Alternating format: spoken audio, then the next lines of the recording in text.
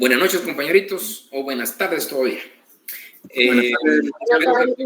Buenas tardes. Igualmente, compañeritos.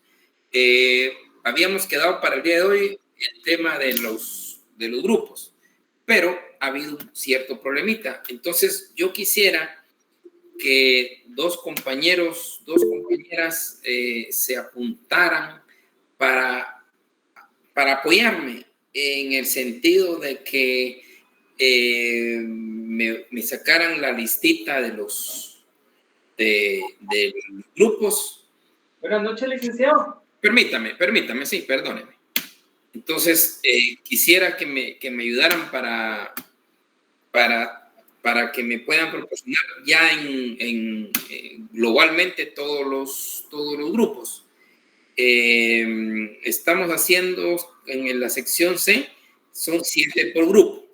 Entonces, que estos dos compañeros o dos compañeras, depende, importa que sean compañeritos de esta sección, que me puedan apoyar para que el próximo miércoles, o sea, ya pasado mañana, me puedan proporcionar ya el listado completo de todos los grupos.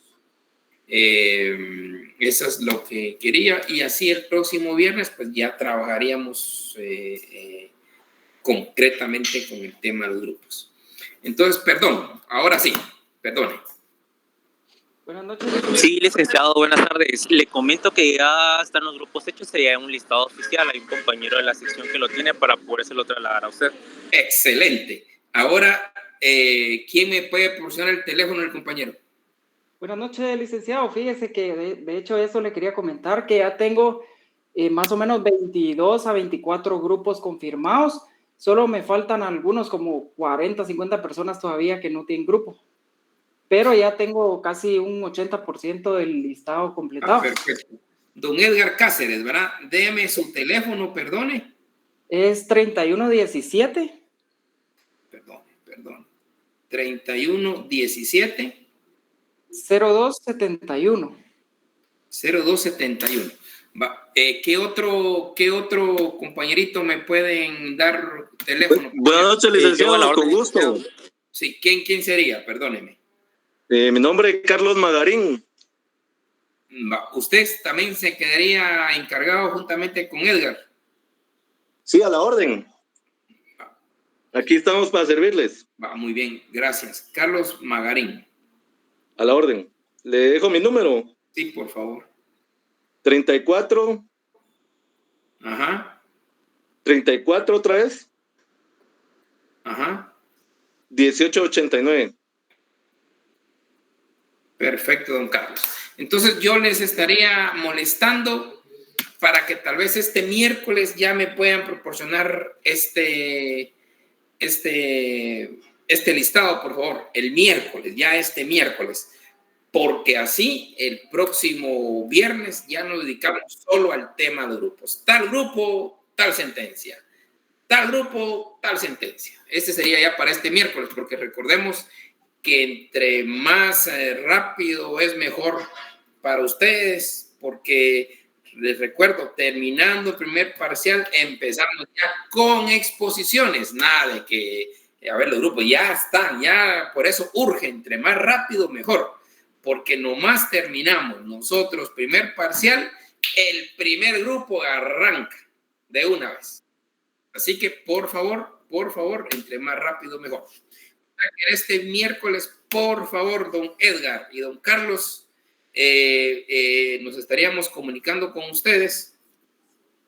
Con gusto, yo no sé si personalmente a través de una tercera persona se comunican con ustedes para que ustedes les proporcione por WhatsApp o por lo que sea, ya el listado completo, y así el próximo miércoles ya nosotros hablamos estrictamente del tema de grupos.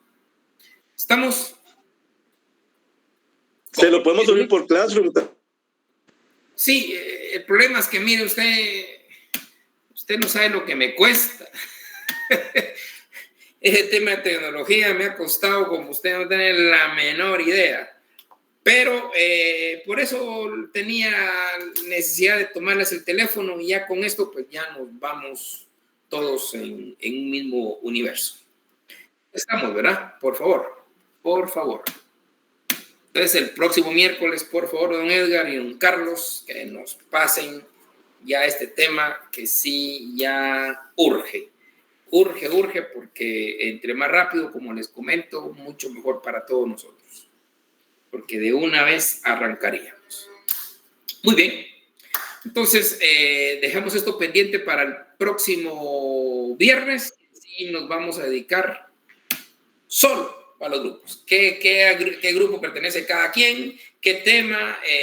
Y de una vez es posible hasta fijar fechas de toda la programación que tenemos para el segundo parcial.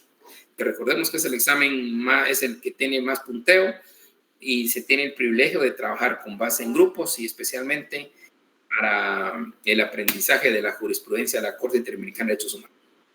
Ahí se van a dar cuenta lo importante que es y especialmente todo el bagaje que deja esa jurisprudencia. Bien, entonces, mientras tanto, seguimos nosotros con lo nuestro. Siempre se ha discutido, y no sé si ustedes se han dado cuenta, que en determinadas formas hablo de derechos humanos, de determinada manera también me refiero a derechos fundamentales. En principio, puede ser que eso es sinónimo, y sí, porque sustancialmente son esos derechos universales, indivisibles, imprescriptibles que tenemos todos los seres humanos. Efectivamente, eso es lo mismo, esencialmente lo mismo. Pero sí, dogmáticamente puede existir una pequeña diferencia y por eso creo que es justo que lo podamos hablar. Para tenerlo presente que dogmáticamente sí existe diferencia, aunque sustancialmente pues no tiene diferencia, porque a la larga son derechos del ser humano, son derechos interdependientes, universales, indivisibles, irrenunciables que tenemos nosotros como seres humanos.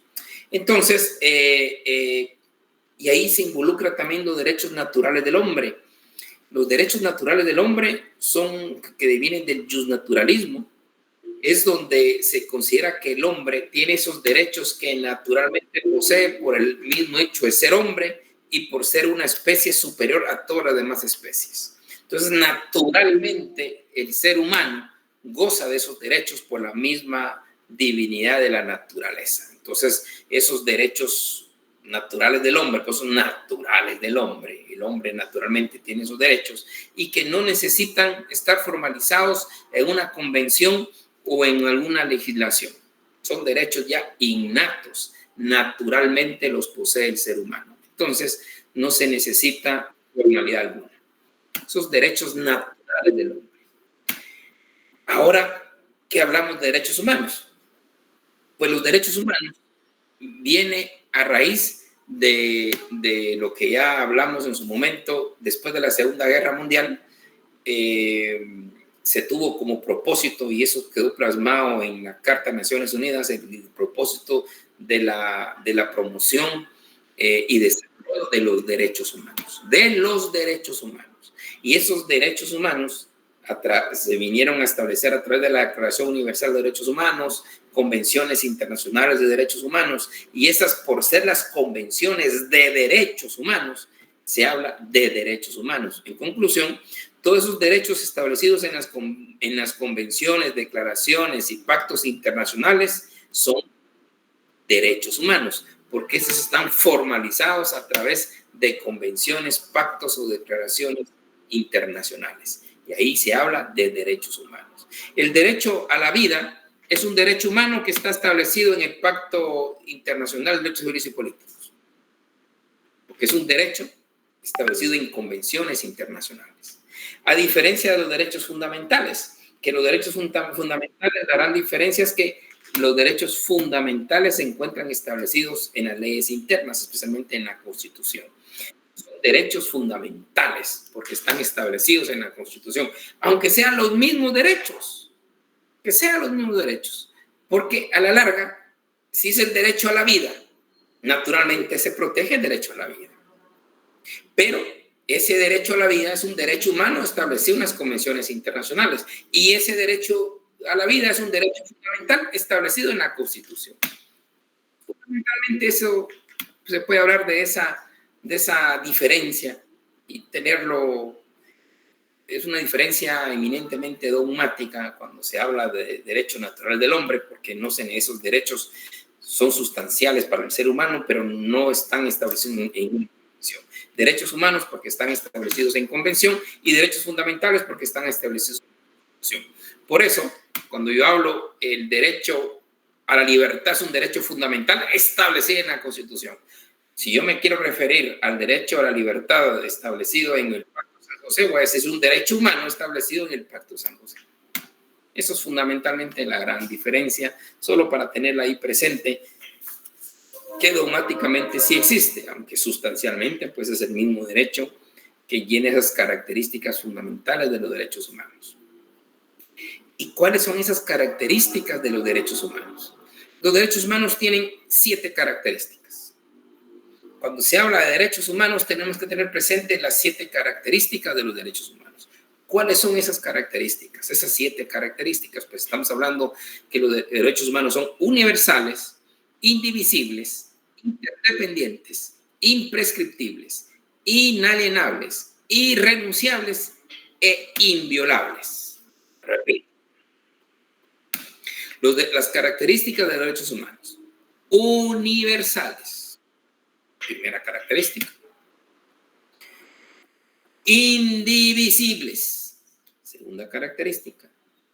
3. La tercera característica es que los derechos humanos son interdependientes.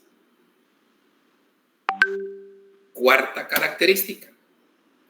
Imprescriptibles.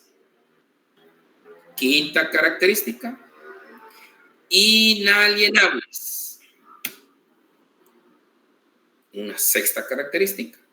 Irrenunciables. Y por último tenemos una séptima característica, que los derechos humanos son inviolables. Muy bien, repito. Entonces, la pregunta es, ¿cuáles son las características de los derechos humanos? Muy bien, las características de los derechos humanos que son universales, indivisibles, interdependientes, imprescriptibles, inalienables, irrenunciables e inviolables. Esas son las características de los derechos humanos. Ahora, ¿por qué se dice que son los derechos humanos son universales? Son derechos que reconocen a la universalidad de personas, a todas las personas, a todas, sin distinción de color, sexo, religión, situación económica. Los derechos humanos son universales. No hay distinción alguna. Va para todos. Todos los seres humanos gozamos de todos esos derechos, llámese naturales del hombre, fundamentales o derechos humanos. Son universales. No hay distinción de nada. Es para todos. Por eso las características de los derechos humanos. También son indivisibles. Los derechos humanos no se pueden dividir.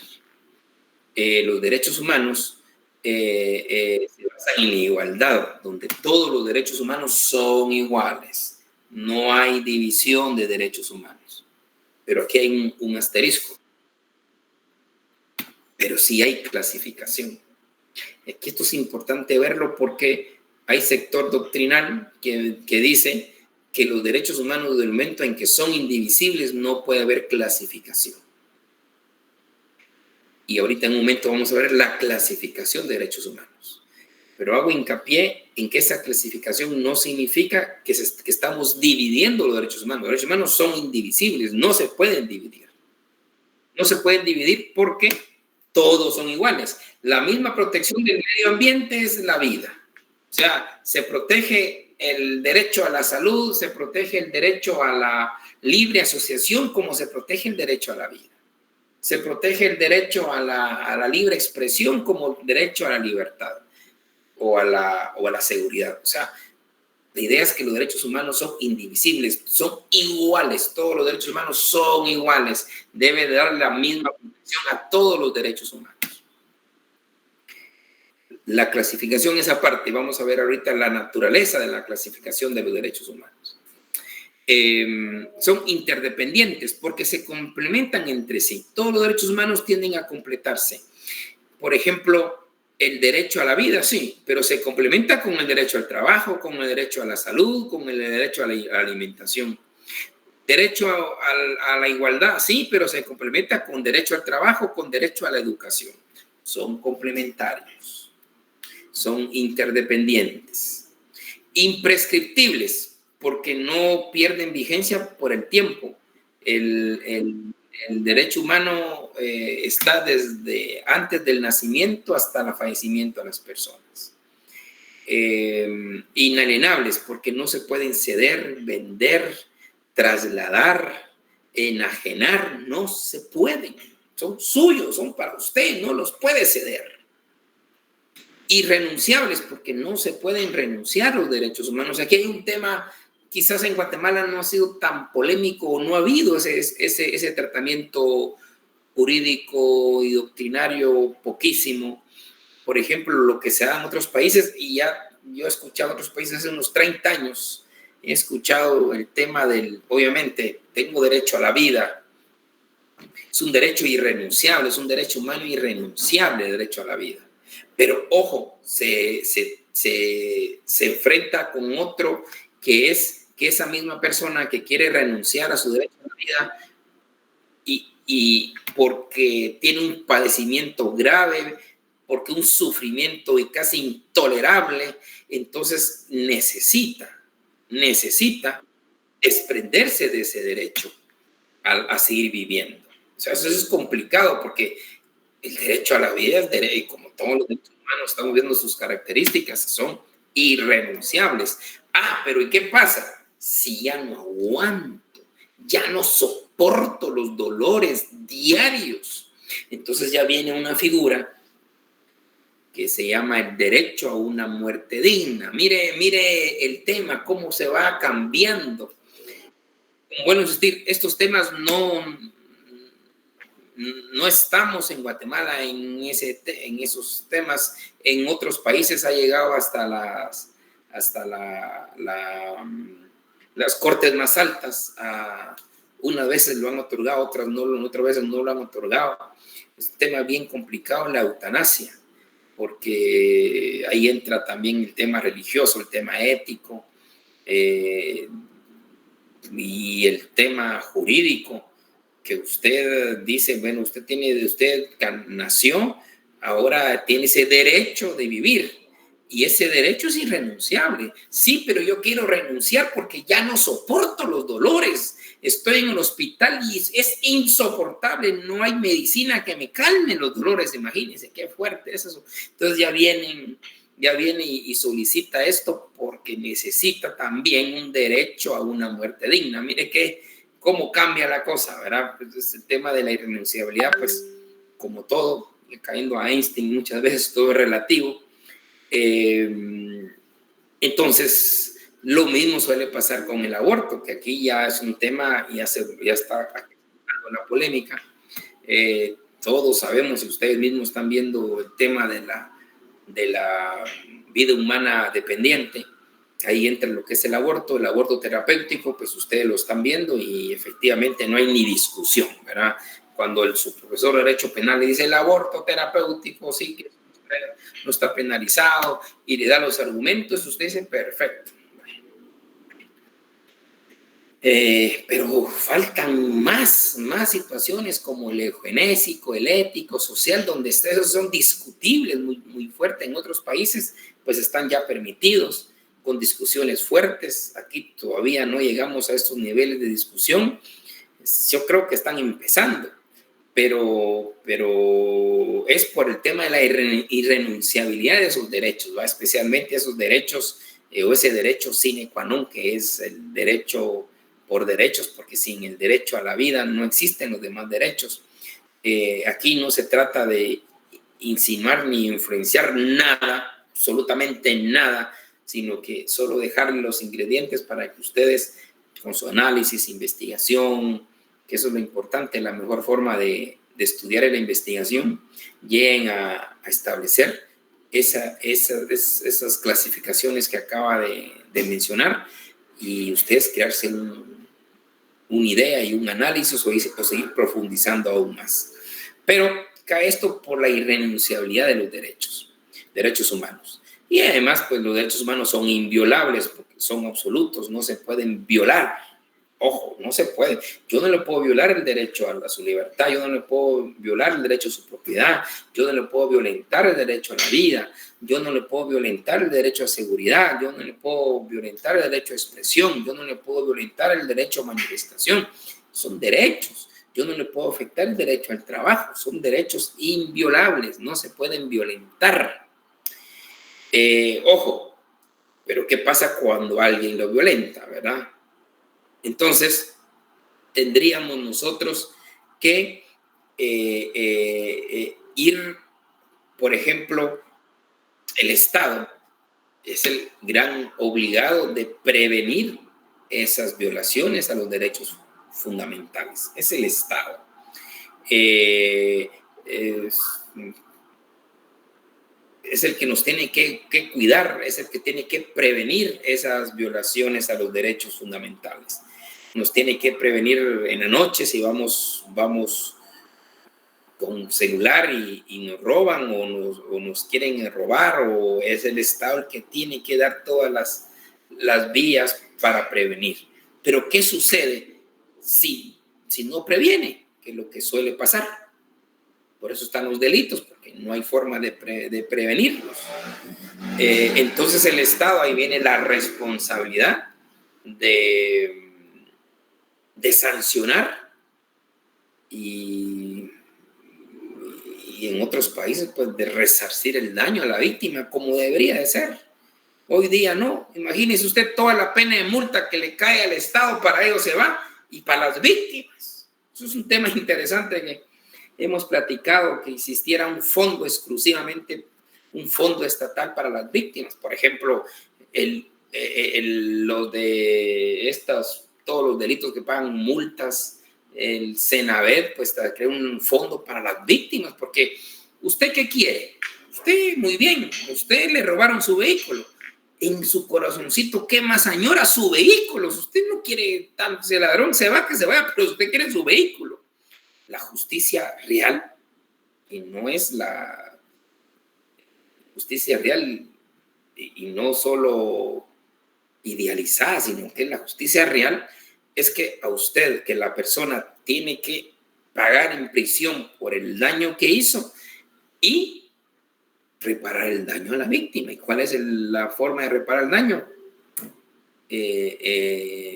Indemnizarle, devolverle el vehículo o reparar el vehículo. Esa es la verdadera razón del derecho penal y de la justicia pura, y que es real. El problema es que acá nosotros nos burlamos de estos aspectos que son reales y que deberían de ser. Y no nos tenemos que burlar, porque entre más nos burlamos, lo que hacemos es no darle credibilidad a lo que es la justicia real. Y la justicia real es: si alguien cometió un delito, tiene que purgar prisión y repararle el bien a usted. Eso es, por eso está el mismo Código Civil. Usted está viendo el derecho civil, ahí nos habla que todo delito y falta tiene que reparar el daño. El Código Civil, el Código Penal también dice la responsabilidad civil, y el artículo, es que no me acuerdo, es el 44 47 del Código Penal, nos habla de la forma que debe de reparar el daño el preso. Lo que pasa es que eso creemos que es una fantasía animada, y no es así, es real, está legal. Lo que tenemos que hacer es lograr hacerlo. Ya se me ha metido en la cabeza, yo creo que es parte de esto, de ir aportando, que si el Estado debe de crear un fondo para las víctimas, para reparar el daño. Si le robaron el celular, tienen que recuperarlo, tienen que dárselo. Si no es el sujeto, pues tiene que ser el Estado, y el Estado después le va a cobrar al sujeto, que mirará cómo se lo cobra, pero la víctima tiene que recuperar sus cosas. Qué bonito. Solo le vamos a meter preso al sujeto y mire la víctima que hace. No, eso no es así. Entonces, estas son las características de los derechos humanos: universales, indivisibles, interdependientes, imprescriptibles, inalienables, irrenunciables e inviolables. La clasificación de los derechos humanos. 647, muchas gracias, Edgar. Muchas gracias. 47, yo me confundo con el 44 y 47. El 44 es trabajo por buena conducta y el 47 ya nos habla de qué manera se da el trabajo penitenciario. Y el trabajo penitenciario tiene 4 rubros que tiene que cubrir y dentro de ellos es, como producto del trabajo penitenciario, es la reparación del daño a la víctima. Esto es lo interesante. El problema que se da es que no hay control en el sistema penitenciario. Y si no hay control en el sistema penitenciario, pues ni mucho menos va a haber control en el trabajo penitenciario y fruto del trabajo penitenciario. Pero esto ya establece nuestro Código Penal, que valga la redundancia, ya hoy tenemos 30 años de vigencia o más, 50 años, lo siento, 50 años de vigencia del Código Penal. Bueno, es clasificación de los derechos humanos. Bueno, la clasificación no es lo mismo que división de derechos humanos. No estamos dividiendo, no estamos diciendo los principales, los de segunda, no. Es clasificación. Y la clasificación de los derechos humanos tiene su naturaleza. Y la naturaleza de esa clasificación es conforme ha evolucionado en época los derechos humanos. Recordemos que los derechos humanos son evolutivos, se van evolucionando y parte de esa evolución han surgido derechos humanos de primera, segunda y tercera generación. No estamos diciendo primera categoría y segunda categoría. No. Estamos hablando cómo han surgido. Surgieron primero los derechos individuales, que son los derechos civiles y políticos. Surgieron después derechos económicos, sociales y culturales, que son los derechos colectivos. Y de último han surgido los derechos de solidaridad a los pueblos, que es denominada tercera generación. Esa es la clasificación. No división, no de clases, no de importancia, no, solo clasificación por la forma como han surgido. Y la primera generación pues fue la que surgió de hace muchos años y se plasmó por vez primera en la Declaración del Pueblo de Virginia del año de 1776. Escuche un tema importante. Todos hemos aprendido y mencionado el tema de la Revolución Francesa, la Declaración de Derechos del Hombre y del Ciudadano de 1789. Todo el mundo habla de la Revolución Francesa, establecieron los derechos de igualdad, seguridad, justicia, taz. Pero obvian que antes de la Revolución Francesa, 13 años antes, surgió la Declaración del Buen Pueblo de Virginia. Y ahí plasman esos derechos individuales. Esos derechos individuales que son los que hoy conocemos como derechos civiles y políticos.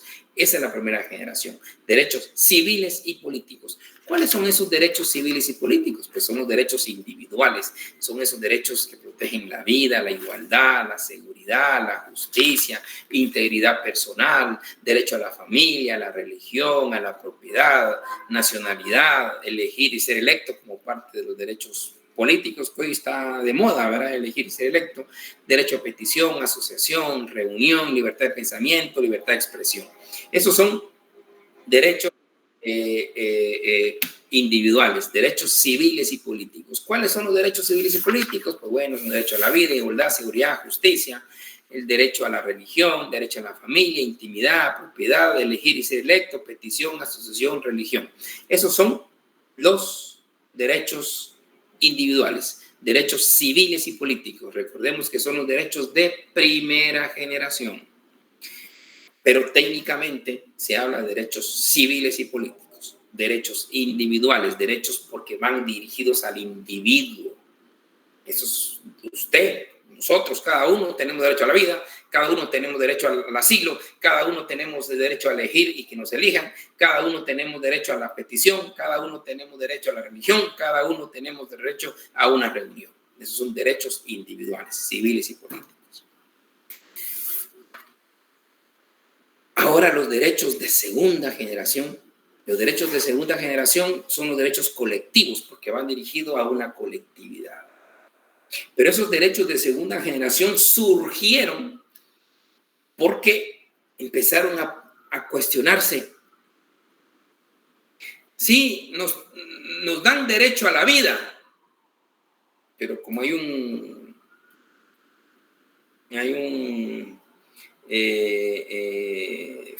una frase que dice, sí, pero sin comida no hay vida.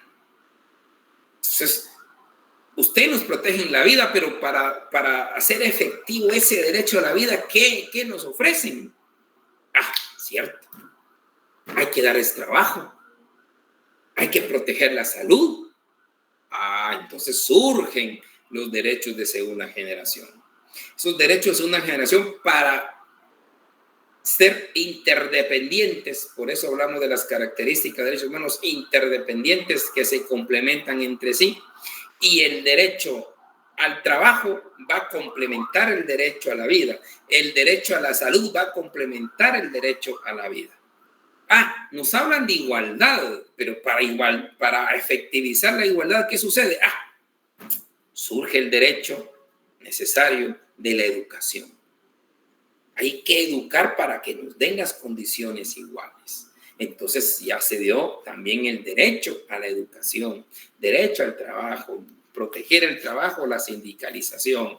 Entonces ya surgen esos derechos humanos de segunda generación, que lo que hacen es llegar a efectivizar esos derechos de primera generación. Y una cosa interesante, la Constitución de Querétaro de México lo estableció en el año de 1917 y la de Weimar de Alemania en 1919. Interesante porque la mexicana fue la primera que estableció derechos económicos, sociales y culturales.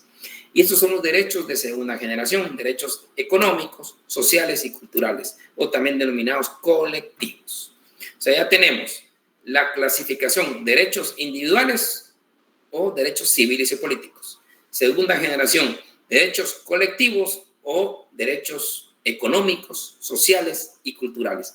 ¿Qué contienen esos derechos económicos, sociales y culturales? Como ya le establecí, el derecho al trabajo, a la seguridad social, al derecho a la huelga, a la libertad sindical, a la educación, a una vida cultural.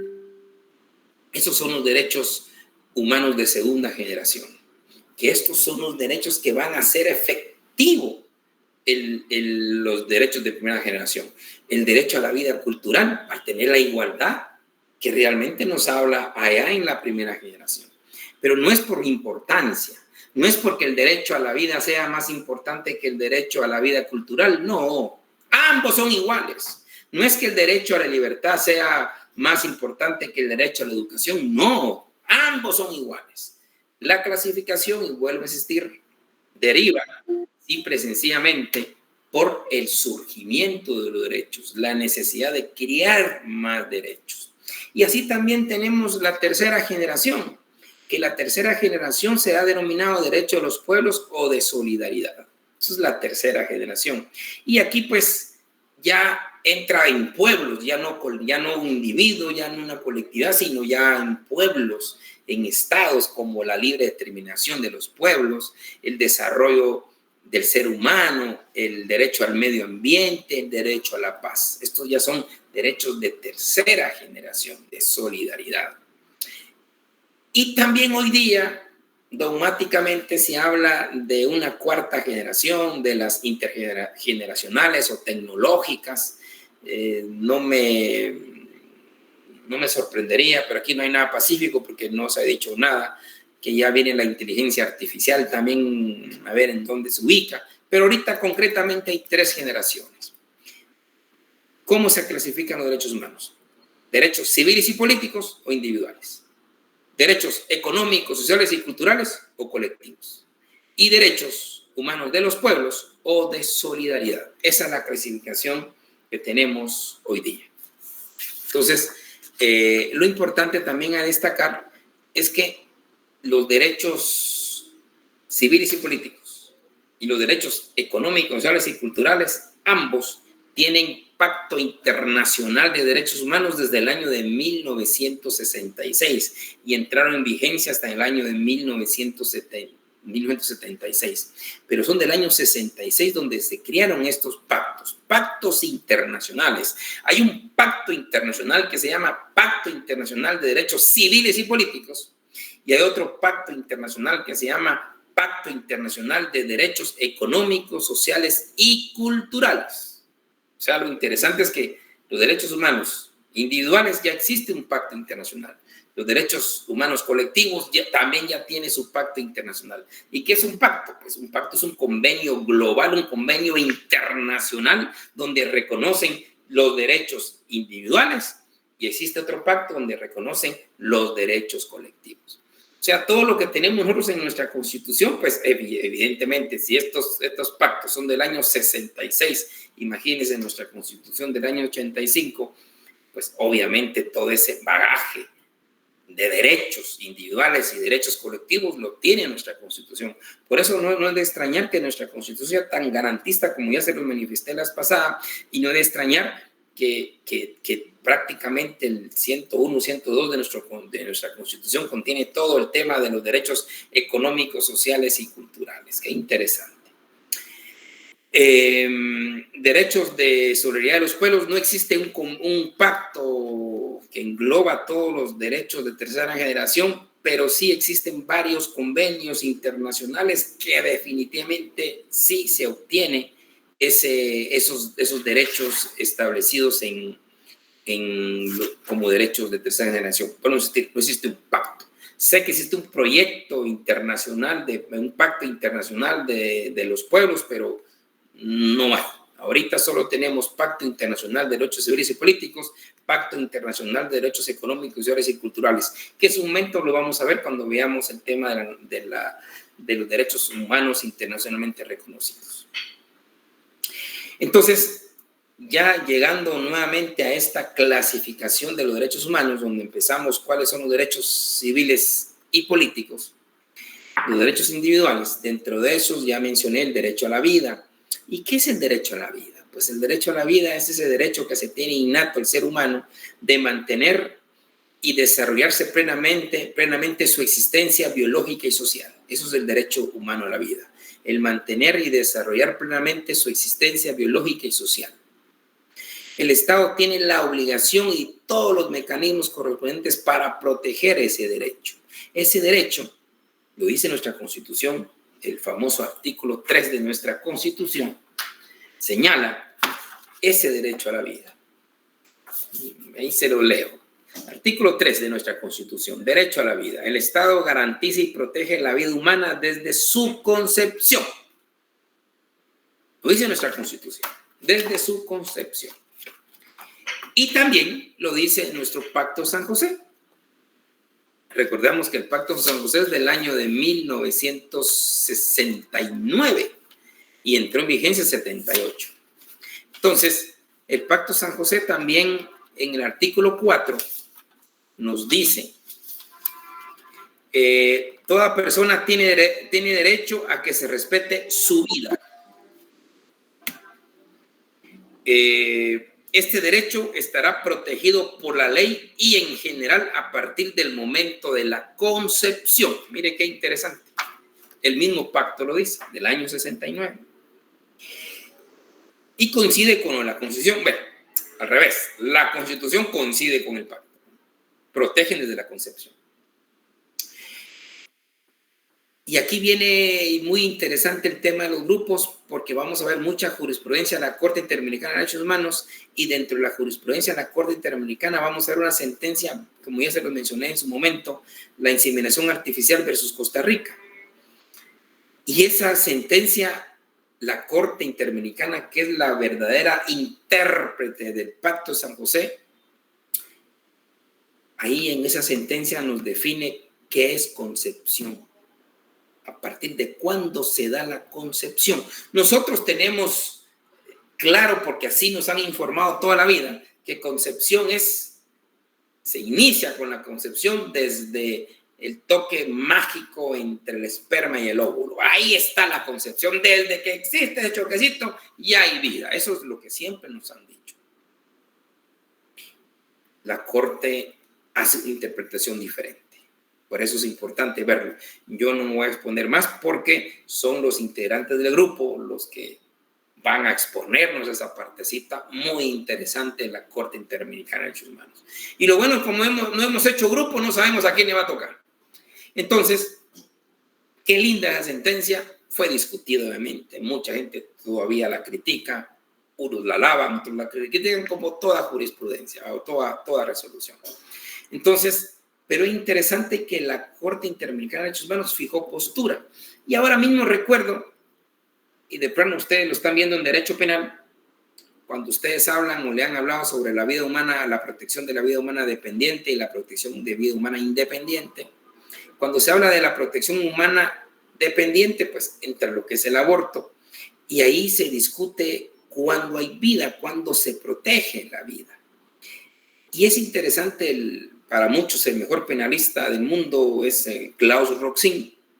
Y Klaus Roxin, en un folleto precioso que hace muchos años tuve la oportunidad de leer, ahí nos habla sobre el tema y ya dogmáticamente en materia penal, utilizando la ciencia también, Roxin llega a la conclusión que la vida se protege desde la teoría de la anidación. Mire qué importante, ¿verdad? Entonces, y haciendo uno el análisis ya con la sentencia de la Corte Interamericana de Derechos Humanos, hay mucha coincidencia. Pero bueno, yo no voy a tocar más allá. El grupo será el encargado, el que nos va a exponer ese tema, y es bastante interesante porque ya no es lo que uno ha creído que es. Pero lo importante es que, por eso, el Pacto de San José dice la vida se protege desde la concepción. Ahora hay que interpretar cuándo hay concepción, ¿verdad? Y ahí entra esa sentencia interesante de la Corte Interamericana de Derechos Humanos. La vida pues se protege hasta cuando finaliza. ¿Y cuándo finaliza? Pues cuando hay muerte. Pero ¿dónde me dice que hay muerte? Ustedes ahorita en su Código Penal están viendo homicidio, ¿verdad? Seguro, o ya lo vieron.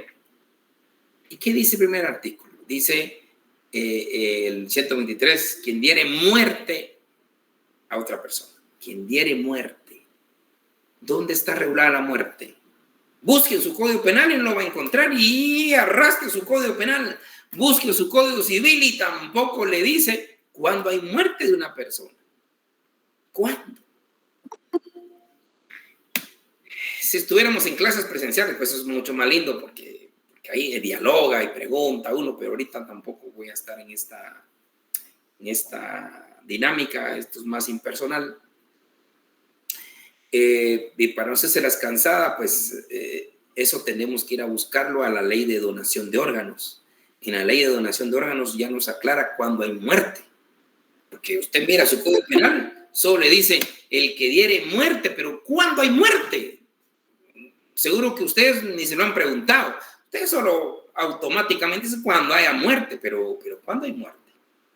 Entonces, en la ley de donación de órganos nos aclara que la muerte se produce cuando se da la muerte cerebral. Pero ojo, ya está legalizada. Ya legalmente se determina cuándo hay muerte. De lo contrario, ¿cuándo? Si no hay, en principio en el Código Penal no nos dice cuándo hay muerte. Tenemos que acudir a la ley de donación de órganos, en el cual sí ya nos dice y nos define qué es la muerte, y se da cuando se declara muerte cerebral. Bueno, también otro derecho individual, pues es importante, es la libertad, es la facultad que tenemos todos nosotros de obrar de una forma sin coacción o restricción alguna. Y esa libertad, ese derecho a libertad, culmina cuando empezamos a dañar el derecho de los demás. Esto ya lo hemos hablado. Esa libertad de expresión, asociación, reunión, la libertad de indemnidad sexual y el derecho a la locomoción, pues es la forma de obrar libremente sin una coacción o restricción de nadie. Eso es la plena libertad. Es un derecho humano, un derecho fundamental, un derecho natural del hombre. Y por último, pues tenemos el derecho a la igualdad. Ese derecho a la igualdad es muy importante filosóficamente, y también ya lo cogió tanto la Corte Interamericana de Derechos Humanos como la Corte de Constitucionalidad. La igualdad. ¿Qué es la igualdad? Es tratar en forma desigual a los que son desiguales, y tratar en forma igual a los que realmente son iguales. Ese es el principio de igualdad. No aquella que nos dicen todos somos iguales. Momento, es que no todos somos iguales. No todos somos iguales. Que tratar en forma desigual a los que son desiguales. Así de sencillo. Y eso es lo que me da rabia muchas veces. Perdón, me voy a meter en cosas que no quería meter, pero bueno. Ustedes me animan a hablar tanto. Por ejemplo, hay gente que examina privados, por ejemplo. Ellos ahora mismo aprendieron algo por ahí. Y ya se lo preguntan al alumno. Perdónenme, aquí no es así. No son iguales.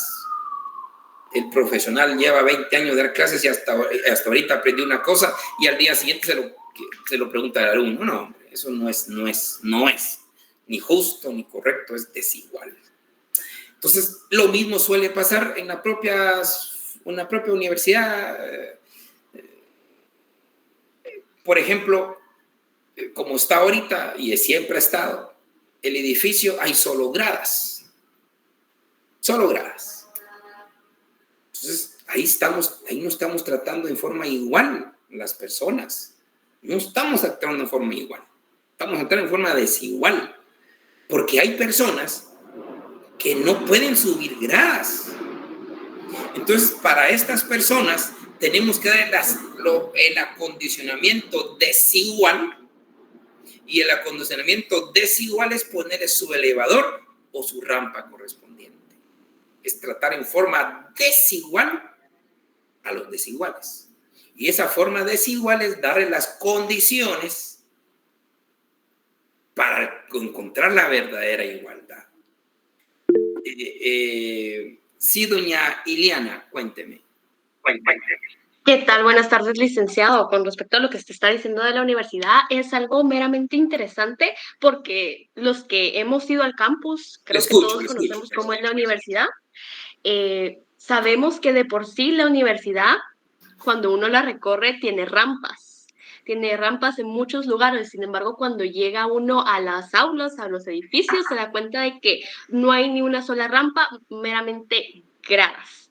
Entonces, si uno va, ¿qué le digo?, de la biblioteca central a el S12, donde nos tocaría ir a nosotros si fuéramos presenciales ahorita en estos primeros años, hay muchas rampas. Hay muchas rampas durante esos pasillos y durante todo ese recorrido, pero a la hora de llegar al edificio pues nos toca a nosotros en los salones de hasta arriba, no hay ni una sola rampa. Y si se pone a pensar uno de que si pueden construir las rampas ahí, serían tan elevadas que al final tampoco les ayudaría a las personas discapacitadas. Dejemos a las personas en silla de ruedas, las personas que sufren más de alguna lesión, porque hay quienes lesionados y enyesados han ido a la universidad y les ha tocado subir todas esas gradas. Entonces, es algo meramente contradictorio porque como tal en la universidad sí hay rampas, pero dentro de las aulas y dentro de los edificios donde se lleva a cabo el aprendizaje no hay. Exacto, a eso venía. O sea, lo que estoy hablando es el tema, y muchas gracias, soy yo, doña Eliana, es el tema de la igualdad. Tratar en forma desigual a los que realmente son desiguales. Tratar en forma desigual a los que son desiguales. Y tratar realmente de forma igual a los que realmente son iguales. Y para, como esto siempre a veces da polémica a esta frase, pongo un ejemplo sencillo para que se denomina la discriminación positiva. Es, por ejemplo, hay un compañero que se quebró su brazo derecho con el que escribe. Entonces tenemos exámenes. Él por su problema pues escribe muy lento. Entonces yo les planteo, ¿será igual darles el mismo tiempo a todos para contestar su examen? A todos les doy 30, incluyéndolo a él. No es desigual. No es igual, perdón. No es igual porque él está con una condición distinta. Entonces hay que tratar en forma desigual a este compañero porque está en una situación desigual. Entonces a él le tengo que dar unos 10 o 15 minutos más. Ese es el verdadero principio de igualdad. El que gana más, pues tiene que pagar más. El que gana menos, pues tiene que pagar menos. Ese es el principio de igualdad. Don José Manuel, cuénteme. Licenciado, buenas noches. Yo entiendo el principio de igualdad en esto de los derechos humanos básicamente como la igualdad ante la ley, porque lo otro es como un principio de no discriminar, por ejemplo, lo que usted nos está comentando. Pero yo creo que la igualdad cuando hablan en el sentido de los derechos humanos, es la igualdad ante la ley, que todos seamos tratados de igual manera, ¿verdad? Pienso, no sé si estoy errado. Es que es relativo, porque hay que tratar, depende de las condiciones como estén, porque usted dice, hay que tratarlos conforme a la ley, ahí me viene aquel tema del artículo 3 de la LOJ, que es un vicio que lamentablemente les inculcan desde el primer día de clases, creo yo, que nadie puede leer ignorancia de la ley. Yo creo que eso ya lo hemos hablado en más de una oportunidad y eso es grave pensar esto. Pero no, la igualdad es en todos los aspectos, tenemos que ver qué condiciones se tiene para ser más igual. La igualdad es ser justicia, ser justo, tratar en forma desigual los que son desiguales. Sí, don Carlos. Gracias, licenciado, buenas noches. Sí. Pienso que antes de, digamos, lo físico, hablando materialmente, ¿verdad? Antes de eso es importante lo que usted hace aquí en su clase, ¿verdad? Que es lo que primeramente se debería de tratar, que es el aspecto de educación a todos, con base a este tipo de información, en el cual debemos hacer conciencia en cada uno para conocer de que, como usted bien dice, ¿verdad? No todos tenemos las mismas capacidades, tanto intelectuales, económicas, físicas. Tenemos ciertos limitantes que nos ponen en desigualdad ante otros, ¿verdad? O en ventaja, ¿verdad? Ante otros. Así es. Primeramente que es importante, ¿verdad? La infraestructura, ¿verdad? Por ejemplo, las rampas, aunque las rampas ahí en AUL, los motoristas son los que más la aprovechan, ¿verdad? Bueno, eso es otro tema, ¿va? Es otro tema también complicado, pero eso es tema de educación. Hay muchas cosas ahí que suele pasar. Sí, pero es muy importante esto de la educación, de hacer la conciencia en cada uno para ver la forma de que exigir en parte nuestros derechos, ¿verdad? Y los derechos de los demás en aspectos como esto de que haya suficiente infraestructura. Por ejemplo, yo he tenido compañeros antes que, por ejemplo, tenía un compañero que él tenía problemas con la visión y la esposa era la que tomaba las notas. Él solo llegaba como oyente, pero la esposa es la que le ayudaba a tomar notas para su clase. Solamente, licenciado. Ok, gracias. Don Emerson, cuéntenos. Licenciado, buenas noches. Yo solo, ahí como parte de la participación a lo que dijo el compañero, puede que haya personas que estén en estado de interdicción y no pueden ser, y por ejemplo, que por algún accidente ellos cometan alguna irregularidad que contravenga la ley, no puede ser juzgado de la misma manera que una persona que está en pleno goce de todas sus capacidades.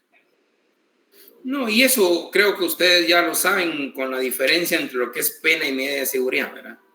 Esto, con saber la naturaleza de la pena y medida de seguridad es más que suficiente. Recordemos que el presupuesto de la pena es la responsabilidad, es la culpabilidad, mientras que el presupuesto de la medida de seguridad es cuando la persona no es capaz de ser responsable. Esa es la diferencia. Bien, jovenazos, continuemos. Entonces, la igualdad es un tema bien complicado, especialmente estábamos hablando la vez pasada y salió ahí a relucir el de la famosa ley de femicidio, que es desigual tratamiento. Y efectivamente, la ley de femicidio puede ser, para mí no es que sea desigual, lo que pasa es que es mal aplicada y se ha aplicado muy mal, porque un día vamos a tener una charlita más profunda sobre esto. Si uno mira el artículo, el tercer considerando, el artículo primero de la ley de femicidio nos habla que esa ley se aplica solo cuando existe relación desigual de poder, nada más. No es que se aplique para todos, pues. Y es lo que está pasando hoy día, se aplica para todos. Y eso no es correcto. Esta ley únicamente se debe de aplicar solamente cuando se da la relación desigual de poder. O sea, cuando el gran jefe tiene una su empleadita y ahí sí tiene esa relación desigual de poder. Pero ojo, el artículo 3 nos aclara qué es relación desigual de poder. Pero no me venga a decir que la gran funcionaria denuncia a un pobre empleado porque ahí no existe relación desigual entre el hombre con la mujer, sino que es a la inversa. Pasa que está muy mal aplicada. Surgió la ley y empezaron un montón de grupos a invadir y a exponer y todo era aplicable para todos los hombres y no es así. La ley no está para eso. Tuve un caso hace muchos años, una cosa curiosa, que había un muchachito como estos muchachitos tremenditos, ¿va? Que espero que no haya ni uno aquí. Un patojito de 16 años se fue a vivir con su señora de 38 años. Y este niño embarazó a la señora de 38 años y ya vivían juntos y eran amor y vida. Y los 5, porque la señora ya tenía 2 hijos de un matrimonio anterior. Y el muchachito de 16 años vivía, era su mujer la de 38 años. Y resulta que la señora lo denunció por violencia psicológica. Imagínense, estaba preso el patojito. Entonces ahí dice uno, aquí no hay relación desigual de poder, pues aquí está la inversa. La que tiene el control y dominio es ella, no él. O sea, se ha dado el mal uso y lleva consigo también a un trato desigual muy profundo, incluyendo hijas, madres, hermanas, ¿verdad? Pero solo quería comentarlo porque un día lo vamos a hablar más abiertamente antes que doña Silvia venga y me ataque. Cuénteme, doña Silvia. Buenas noches, licenciado, buenas noches, compañeros.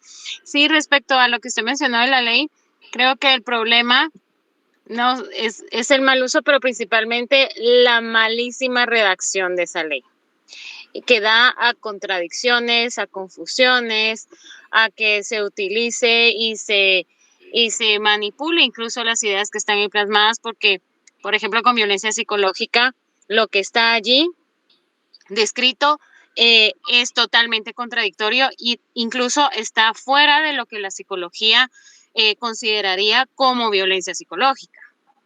Lo que está ahí redactado no tiene sustento científico por parte de la psicología.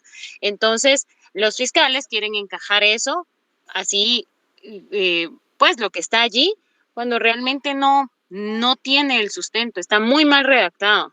Entonces, sirve para que se malutilice todo lo que está allí y todo quepa. Tanto de las mujeres, ¿verdad? Que puedan creer que se cometió violencia. Entonces, todo cabe ahí porque la mala redacción de ese apartado de violencia psicológica, por ejemplo. Un día hablaremos sobre ese tema. Me encanta. Don Oliver. Buenas noches, licenciado.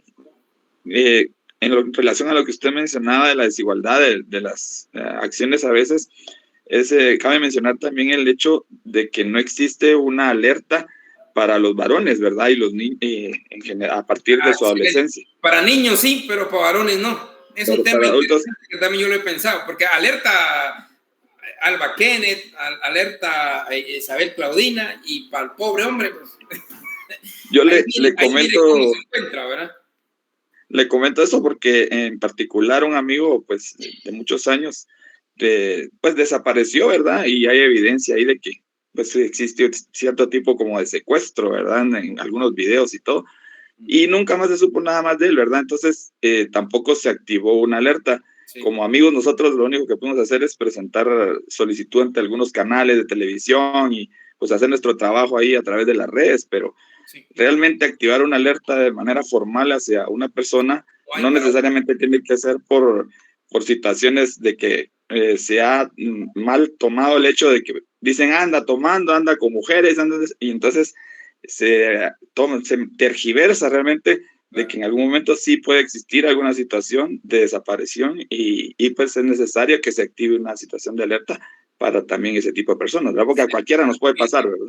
Así es, y lamentable que tiene que venir la Corte Interamericana de Derechos Humanos a hacer el esfuerzo o la presión, porque así le pasó a México, así le pasó a Guatemala, por puras sentencias de la Corte Interamericana de Derechos Humanos. Es que está la alerta Isabel Claudina.